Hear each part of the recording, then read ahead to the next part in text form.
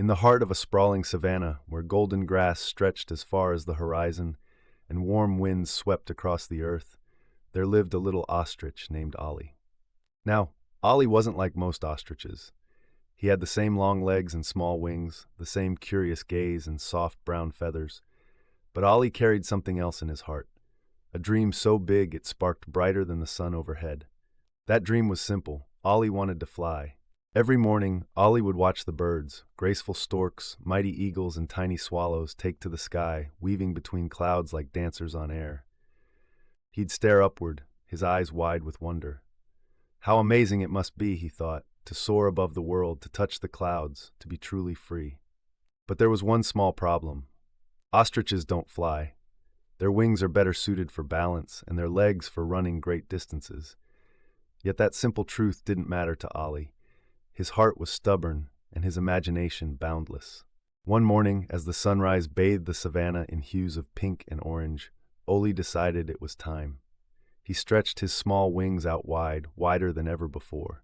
Feeling the soft wind tickling his feathers, he crouched low and bolted forward, his legs pumping hard against the earth. He flapped his wings furiously, faster and faster, and then leapt high into the air. For one split second, Ollie felt like a bird. And then reality came rushing back. He toppled into the dirt, skidding to a rather undignified stop. Dust clung to his feathers as the sounds of gentle laughter reached his ears. A wise old tortoise ambled over, chuckling softly. "Oh, Ollie, my boy," he said, "why waste your time flapping wings that won't fly? Your legs are made for speed, not your wings for air. Why not try running instead?" But Ollie, tenacious to the core, shook off the dirt and lifted his head high. "Thank you, Mr. Tortoise," he replied politely, "but I will find a way to fly." Day after day, Ollie tried again. He ran farther, leapt higher, flapped harder. His falls were spectacular.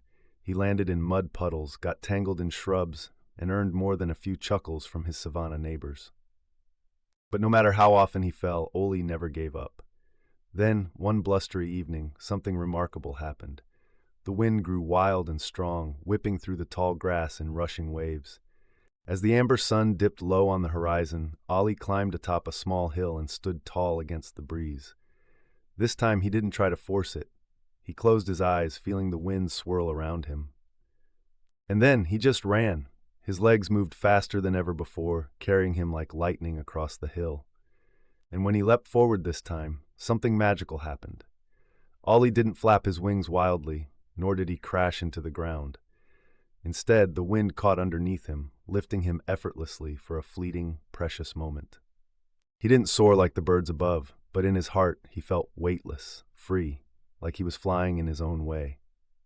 Ollie laughed aloud, a pure, joyful sound that floated with the wind. No, he wasn't like the storks or the eagles or the swallows.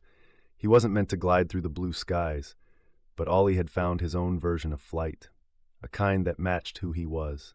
From that day forward, Ollie raced through the savanna, embracing his gift of incredible speed and the wind that carried him. He no longer envied the birds who soared. Instead, he celebrated what made him different, what made him special. And as the wind whispered across the savanna, it carried Ollie's story far and wide. Believe in yourself, and you'll find your own way to fly.